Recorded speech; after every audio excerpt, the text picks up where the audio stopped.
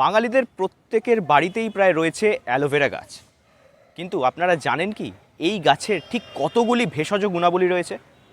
আবার আপনি অবাক হয়ে যাবেন এটা শুনলেও, পাতার ভেতরে যে শাঁসটা রয়েছে সেটা কিন্তু আপনি সরাসরি ব্যবহার করতে পারবেন নানান কাজে। ভেষজ গুণাবলী ব্যতীত রয়েছে বাণিজ্যিক গুণাবলীও। ঠিক কী কী ভেষজ গুণাবলী বা কীভাবে বাণিজ্যিকভাবে ব্যবহার করা যেতে পারে এই গাছ, অ্যালোভেরা গাছ, সেটাই শুনতে আজ আমি চলে এসেছি বাঁকুড়ার আয়ুষ শাখা দপ্তরে। কি বলছেন প্রাক্তন মেডিকেল অফিসার, শুনবো আমরা। প্রথমে স্কিনের থেকে, তারপরে বাতব্যথিতেও কাজ করে, তারপরে হার্টেও কাজ করছে, হাঁপানিতেও কাজ করে। আচ্ছা, এটা কি স্কিনে ব্রণর দাগ হ্যাঁ, এইগুলো এই জন্য এটা ক্রিমের মতো তৈরি করা হয়। সেই ক্রিমে ব্রণের দাগ এবং স্কিন যে মুখের যে স্কিনটা শুষ্কতা আসে, ড্রাই হয়, সেটাকে সে নরম করে ময়েস্ট রাখে আর কি। পুড়ে গেলে কি অ্যালোভেরা ব্যবহার করা? অবশ্যই, একদম 100%। আবার যদি একদম সঙ্গে সঙ্গে পুড়ে গেছে, সেই মুহূর্তে যদি অ্যালোভেরার ওই শাঁসটাকে বার করে সেইখানে যদি লাগানো যায়, তাহলে ফোসকা পর্যন্ত হবে না। দাগ তো থাকবেই না, ফোসকাও পর্যন্ত হবে না আর কি। ক্যাকটাস জাতীয় এই উদ্ভিদের শুধুমাত্র ভেষজ গুণ রয়েছে এমনটাই নয়। অ্যালোভেরা গাছের পাতায় এবং পাতার ভিতরের শাঁস ব্যবহার করে বাণিজ্যিকরণ করা যেতে পারে। প্রাক্তন মেডিকেল অফিসার ডক্টর নির্মল চন্দ্র হাঁসদা জানান, অ্যালোভেরা পাতার শাঁস ব্যবহার করে তৈরি হচ্ছে অ্যালোভেরা জুস, এছাড়াও বিভিন্ন রকমের জৈব ক্রিম।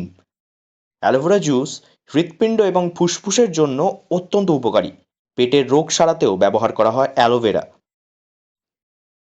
অবশ্যই অনেকের এই আছে যে কাটা গাছ রাখতে নেই, কিন্তু এটা যে এত উপকারী জিনিস, কাটা গাছ রাখলে বলে ঝগড়া হয়, কিন্তু সেটা একদম কি বলে মিথ্যা কথা আর কি।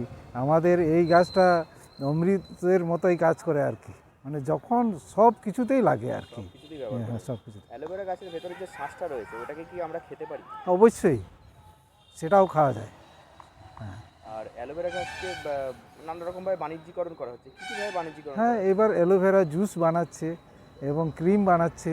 তারপরে কসমেটিকে, প্রত্যেকটা কসমেটিক যেটা মানে ফেস ওয়াশ, সবগুলোতেই তো অ্যালোভেরা আছেই আর কি। সবটাই অ্যালোভেরা। হ্যাঁ, সবগুলোতে। তো কেউ যদি চায় বাড়িতে অ্যালোভেরা গাছ রেখে স্বনির্ভরতার রাস্তাও দেখতে পারে। অবশ্যই।